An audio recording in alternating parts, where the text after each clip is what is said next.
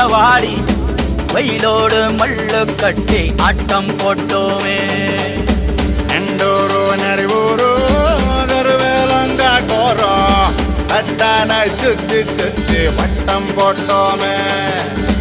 பசி வந்தா குருவி முட்ட தண்ணிக்கு தேவங்குட்ட பறிப்போமே சோழ தட்ட புழுதிதான் நம்ம சட்ட புழுதிதான் நம்ம சட்ட.